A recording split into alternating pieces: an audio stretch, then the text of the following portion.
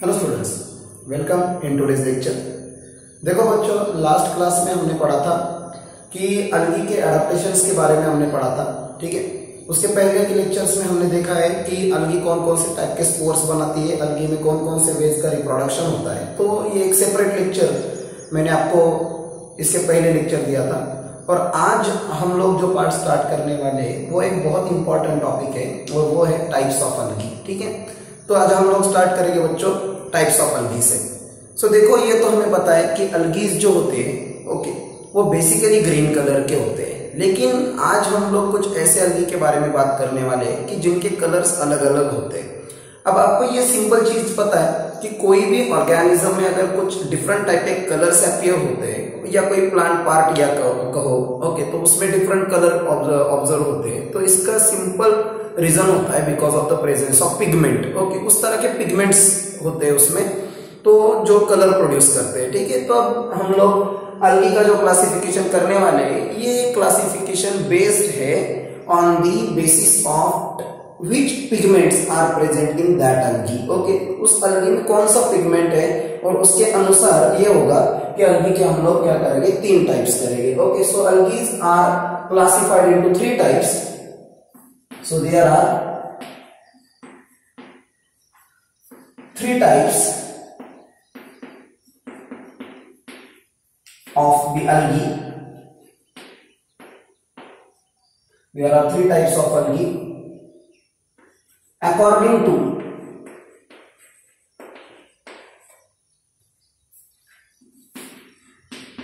the presence of pigments in them.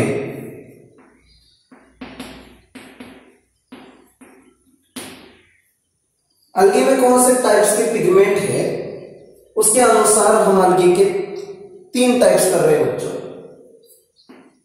सो पहला type है that is commonly called as a chlorophyceae. ये पहला type है अलगी का, chlorophyceae. Second one is commonly called as a phaeophyce.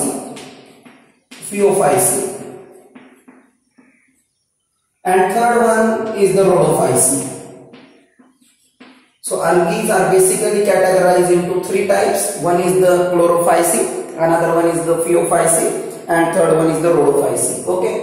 Now chlorophyce is commonly called as a green algae. इसे हम green algae कहते हैं। Phaeophyce is commonly called as a brown algae. Phaeophyce को हम brown algae कहते हैं। और rhodophyce जो होता है बच्चों, rhodophyce को हम कहते हैं रेड algae।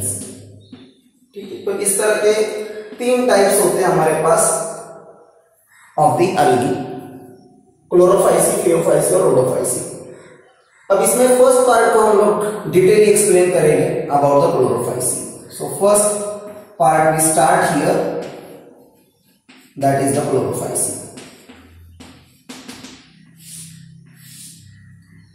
तो देखो बच्चों, chlorophyceae they are commonly called as a green algae. इसे हम ग्रीन अलगी कहते हैं।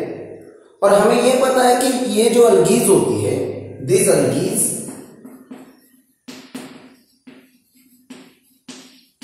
Are mostly unicellular. इसमें बहुत सारे अलगीज यूनिसेल्यूलर होती है, कुछ अलगी मल्टीसेल्यूलर भी होती है, लेकिन this algae are mostly unicellular. Some are filamentous, कुछ अलगी फिलामेंटस भी है, थ्रेड लाइक दिखती है, filamentous. And what we call as a colonial. और कुछ अलगी ऐसे भी होती है जो कॉलोनियल होती है, कॉलोनीज करके रहती है, ग्रुप में रहती है। ठीक है, so mostly this algae are unicellular. Chlorophyceae के most of the member unicellular होते हैं। ठीक है, मतलब एक सेल से बनते हैं और फिलामेंटस होते हैं। अगर मैं फिलामेंटस अलगी का एग्जांपल दूं और वो अलगी को मैं अगर ग्रीन अलगी से बिलोंग करूं, तो उसका एग्जांपल है बच्चों स्पायरोगायरा। ठीक है, तो स्पायरोगायरा जो है वो फिलामेंटस अलगी है। और आपको ये तो पता है कि मैंने आपको ये पहले ही पढ़ाया है कि अलगी की बॉडी जो होती है वो थैलॉइड टाइप की बॉडी होती है। रूट, स्टेम और लीव्स इन चीजों में वो डिफरेंशिएट नहीं होती, ना उसे रूट होता है, ना स्टेम होता है, ना लीव्स होता है, ठीक है। और कुछ अलगीज ऐसी होती है जो कॉलोनियल होती है। ओके, इसका सिंपल एग्जांपल ले लो बच्चों, वॉलवॉक्स, ठीक है। वॉलवॉक्स ये जो अलगी है ये कॉलोनियल होती है, और वॉलवॉक्स का पूरा स्ट्रक्चर अगर आप देखें तो वो एक स्फेरिकल जायंट स्ट्रक्चर बनाता है। ओके, और वो जो कॉलोनियल स्ट्रक्चर दिखा रहा है, स्फेरिकल स्ट्रक्चर, उसे हम एक और नाम देते हैं, this is commonly called as coenobium. Okay, उसे हम क्या कहते हैं, सिनोबियम। तो ध्यान में रखना बच्चों कि अलगीज मोस्टली यूनिसेल्युलर है। इसका भी एग्जांपल हम लोग दे सकते हैं, क्लैमाइडोमोनास अलगी आप ले लो, क्लोरेला का एग्जांपल आप ले लो। सिर्फ दोनों अलगीज में फर्क कितना है कि क्लैमाइडोमोनास जो होती है वो मोटाइल अलगीज होती है, और क्लोरेला जो है ओके वो बेसिकली हमारे पास नॉन मोटाइल अलगी है, ठीक है। फिलामेंटस अलगी का एग्जांपल मैंने आपको दिया है स्पायरोगायरा, और कॉलोनियल अलगी का एग्जांपल है हमारे पास वॉलवॉक्स, ठीक है। ये ध्यान में रखना, कॉलोनियल अलगी का एग्जांपल मैंने आपको दिया है वॉलवॉक्स, और उसकी जो पूरी कॉलोनी है उसको कंबाइन करके हम एक नाम दे रहे हैं, that is commonly called as a coenobium, ठीक है। तो पहली चीज हमेशा याद में रखना बच्चों कि क्लोरोफाइसी के most of the members unicellular है, फिलामेंटस है और कॉलोनियल है, ठीक है। Second thing, plant body is thalloid. Plant body thalloid है, प्लांट बॉडी इज थैलॉइड, ठीक है। तीसरी सबसे इंपॉर्टेंट चीज, they contain a pigment like chlorophyll a and chlorophyll b, ठीक है। इसमें दो पिगमेंट होते हैं बच्चों, एक क्लोरोफिल ए होता है और एक क्लोरोफिल बी होता है। सो क्लोरोफिल ए जो होता है this is commonly called as essential pigment, okay, इसे हम इसेंशियल पिगमेंट कहते हैं। और क्लोरोफिल बी होता है वो एक्सेसरी पिगमेंट्स में हम इसको स्टडी करते हैं। तो पिगमेंट के भी, क्लोरोफिल पिगमेंट के दो टाइप होते हैं, एक इसेंशियल पिगमेंट और एक एक्सेसरी पिगमेंट। और उसके अकॉर्डिंग अगर हम लोग पूरे क्लोरोफिल के बारे में बात करें तो क्लोरोफिल 7 टाइप्स के होते हैं बच्चों। क्लोरोफिल ए होता है, chlorophyll B, chlorophyll C, chlorophyll D, chlorophyll E, bacteriochlorophyll और बैक्टीरियोविरिडिन। तो इस टाइप के 7 क्लोरोफिल्स होते हैं। तो वो 7 क्लोरोफिल को हम दो ग्रुप में कैटेगराइज करते हैं। तो पहला जो ग्रुप है क्लोरोफिल ए, उसे हम लेते हैं इसेंशियल पिगमेंट में। अब आप कहेंगे कि ये इसेंशियल पिगमेंट क्यों है, तो इसका सिंपल मीनिंग है बच्चों, इसेंशियल पिगमेंट का मीनिंग होता है ऐसा पिगमेंट जो लाइट एनर्जी को कैप्चर भी करे और उसका कन्वर्जन केमिकल एनर्जी में भी कर दे, ठीक है। तो उसे हम कहते हैं इसेंशियल पिगमेंट। लेकिन ये बाकी के जो पिगमेंट होते हैं, chlorophyll B, chlorophyll C, chlorophyll D, chlorophyll E, ये लाइट एनर्जी को लेते तो है लेकिन उसका कन्वर्जन केमिकल एनर्जी में नहीं कर पाते, और वो उस लाइट एनर्जी को क्लोरोफिल ए को दे देते हैं, और क्लोरोफिल ए उसका कन्वर्जन किस में कर देता है, what we call as chemical energy में करता है। तो इसीलिए ये ध्यान में रखना कि क्लोरोफिल ए एक इसेंशियल पिगमेंट है, और ये दो पिगमेंट्स की वजह से अलगी को ग्रीन कलर आ रहा है, और दैट इज अ क्लोरोफाइसी, ठीक है। तो पहली चीज हमेशा ध्यान में रखना कि इसके मोस्ट मेंबर यूनिसेल्युलर है, फिलामेंटस है, कॉलोनियल है, प्लांट बॉडी थैलॉइड है, रूट नहीं है, स्टेम नहीं है, लीव्स भी नहीं है, और they contain pigment like chlorophyll A और क्लोरोफिल बी, ओके। अब इसमें अगर ये क्लोरोफिल पिगमेंट है तो क्लोरोप्लास्ट भी है, okay, but the chloroplast shows polymorphism, okay. Green algae का जो क्लोरोप्लास्ट है ये पॉलीमॉर्फिज्म दिखा रहा है। So chloroplast in green algae shows polymorphism, मतलब अलग अलग शेप के क्लोरोप्लास्ट आपको नजर आएंगे, ठीक है। कुछ एग्जांपल्स अगर हम ले ले, ये मैच द पेयर के लिए भी पूछ सकता है नीट में, ओके। सो यहां पर अगर हम रखें प्लांट्स या अलगी लिख दो, और यहां पर अगर हम रखें शेप को, ठीक है। तो प्लांट्स में सबसे पहले अगर मैंने लिया क्लैमाइडोमोनास, तो क्लैमाइडोमोनास ये जो अलगी है बच्चों, इसमें जो आपको क्लोरोप्लास्ट नजर आएगा ये कप शेप क्लोरोप्लास्ट नजर आएगा, कप शेप क्लोरोप्लास्ट होता है। दूसरा जो होता है स्पायरोगायरा, तो स्पायरोगायरा अलगी में जो क्लोरोप्लास्ट होता है वो स्पाइरल शेप होता है, कुछ उसे रिबन शेप भी कहते हैं। तीसरा अगर हम देखें तो जिग्नेमा अलगी में क्लोरोप्लास्ट जो होता है वो स्टार शेप होता है, स्टार शेप। और फोर्थ अलगी है यूलोथ्रिक्स, तो यूलोथ्रिक्स में वो गर्डल शेप होता है। तो इस तरह के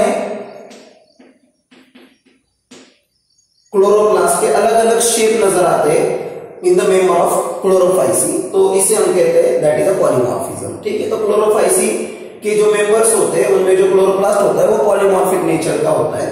ठीक है, नाउ अभी और कुछ पॉइंट्स हम लोग स्टडी करेंगे रिगार्डिंग टू दी क्लोरोफाइसी। ठीक है, अब नेक्स्ट थिंग अगर हम देख लें अबाउट दी क्लोरोफाइसी, तो उनकी जो सेल वॉल होती है बच्चों, ठीक है, cell wall is made up of by pectocellulose, तो वो पेक्टोसेल्यूलोज से बनी होती है। बाहर का जो कवरिंग होता है वहां पे पेक्टोज का मतलब पेक्टिन का डिपोजिशन होता है, और इनर का जो कवरिंग है सेल वॉल का उसमें सेल्यूलोज का डिपोजिशन होता है, इसीलिए हमने इस तरह का नाम दिया है दैट इज अ पेक्टोसेल्यूलोज। ठीक है, so cell wall is made up of by पेक्टोसेल्यूलोज।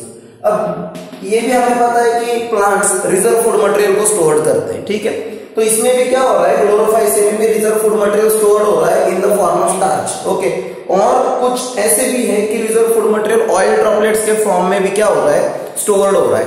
लेकिन अब अगर हमें स्टार्च स्टोर करना है या प्रोटीन्स को स्टोर करना है या ऑयल ड्रॉपलेट को स्टोर करना है तो हम कहां कर रहे हैं, तो ध्यान में रखना बच्चों कि इन द क्लोरोप्लास्ट,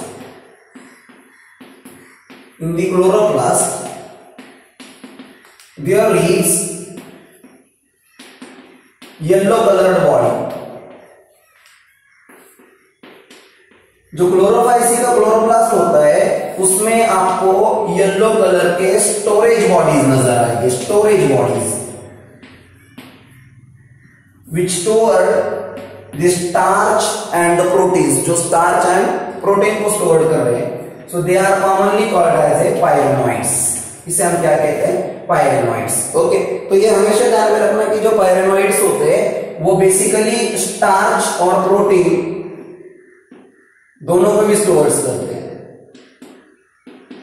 और हमेशा ये क्वेश्चन पूछा जाता है बच्चों कि ये जो स्टार्च है ये कौन सा प्रोडक्ट है एक्चुअल फोटोसिंथेसिस का, तो हमेशा ध्यान में रखना कि बच्चों फोटोसिंथेसिस से प्रोडक्ट बनता है ग्लूकोज।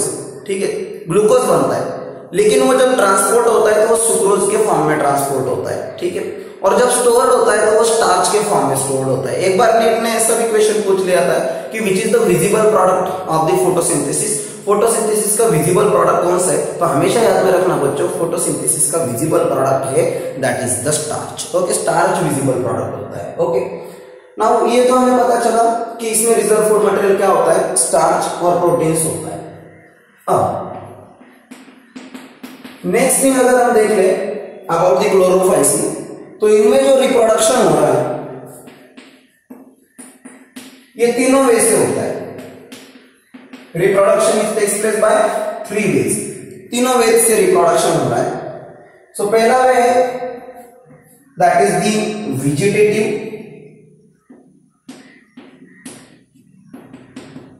अब वेजिटेटिव रिप्रोडक्शन जो होता है बच्चों वो बाय मींस ऑफ फ्रैगमेंटेशन होता है, और हमें पता है ऐसा रिप्रोडक्शन कौन दिखा रहा है, ऐसा रिप्रोडक्शन हमें दिखाता है स्पायरोगायरा।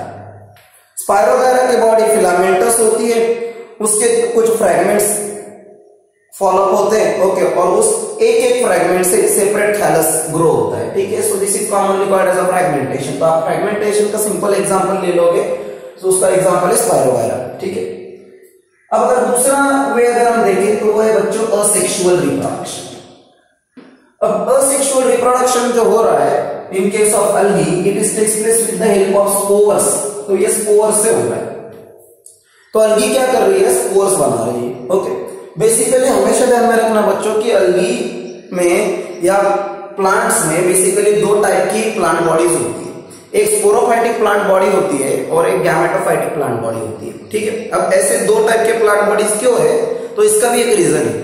तो देखो बच्चों, जो प्लांट सेल होती है उसमें जो माइटोसिस होता है वो दोनों टाइप के सेल में होता है, मतलब हैप्लॉइड सेल में भी हो रहा है और डिप्लॉइड सेल में भी माइटोसिस हो रहा है। तो होता क्या है कि अगर डिप्लॉइड सेल में माइटोसिस होता है तो एक प्लांट बॉडी बन जाती है और जिसे हम कहते हैं स्पोरोफाइटिक प्लांट बॉडी।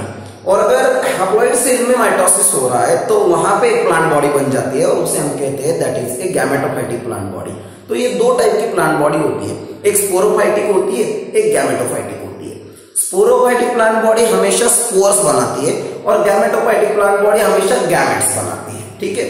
तो स्पोरोफाइटिक बॉडी अगर स्पोर बनाएगी तो मियोसिस से बनाएगी और गैमेटोफाइटिक बॉडी अगर गैमेट्स बनाएगी तो माइटोसिस से बनाएगी। ये हमेशा ध्यान में रखना, ओके। और इसीलिए हम कहते हैं कि प्लांट्स में जो लाइफ साइकिल होती है उसमें दो फेजेस जो होते हैं स्पोरोफाइटिक और गैमेटोफाइटिक, तो ये अल्टरनेशन ऑफ जनरेशन दिखाते हैं। इसका सिंपल मीनिंग क्या है कि जो स्पोरोफाइटिक है वो गैमेटोफाइटिक को बनाएगी और जो गैमेटोफाइटिक है वो फिर से स्पोरोफाइटिक को बनाएगी। सो this is called alternation of generation, okay. तो बेसिकली असेक्सुअल रिप्रोडक्शन जो हो रहा है बच्चों वो स्पोर से हो रहा है। और इसका अगर मैं एग्जांपल ले लूं तो सिंपल एग्जांपल मैं ले लेता हूं, दैट इज द क्लैमाइडोमोनास। तो ये जो क्लैमाइडोमोनास है इसमें जो स्पेशलाइज्ड काइंड के स्पोर्स बनते हैं, this spores are commonly called as zoospores. हम उसे क्या कहते हैं? Zoospores, okay. Zoospores motile spores, और इन स्पोर से क्या हो रहा है? असेक्सुअल रिप्रोडक्शन परफॉर्म हो रहा है, ठीक है। और अगर लास्ट वे की बात करें हम लोग तो वो है सेक्सुअल रिप्रोडक्शन, ठीक है। अब ये जो सेक्सुअल रिप्रोडक्शन है अलगी में जो हो रहा है ये तीनों वे से होता है, जो मैंने अर्लियर लेक्चर्स में आपको बताया है कि अगर गैमेट्स बनेंगे तो वो गैमेट्स जो बन रहे हैं वो मे भी सेम हो सकते हैं, सेम साइज के हो सकते हैं, सेम शेप के हो सकते हैं, नेचर में भी सेम हो सकते हैं। नेचर का मतलब वो दोनों मोटाइल हो सकते हैं, दोनों नॉन मोटाइल हो सकते हैं, एक मोटाइल हो सकता है, एक नॉन मोटाइल हो सकता है, इस तरह के गैमेट बन सकते हैं। लेकिन अगर गैमेट्स बने और अगर वो सेम साइज के बन रहे हैं और सेम नेचर के, सेम साइज सेम नेचर के, तो उस कंडीशन को हमने एक नाम दिया था, आपको पता है, that is called isogamous condition. क्या कहते हैं उसे?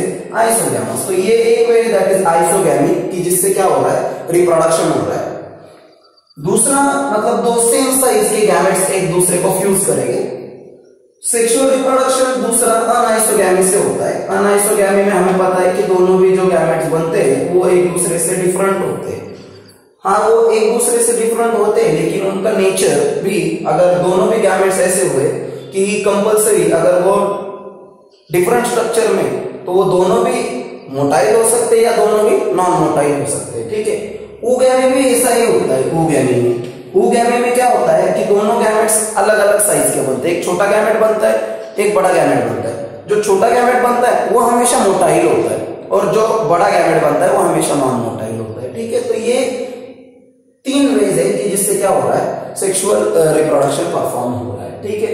सो ये था हमारे पास बच्चों, this is the introduction of the first part, that is the Chlorophyceae. अब अगर इसका हम एग्जांपल्स ले लें तो बेसिकली ऐसे एग्जांपल्स पूछे भी जाते हैं, ध्यान में रखो। मैं एग्जांपल्स थोड़े से स्पेशल काइंड के बता रहा हूं।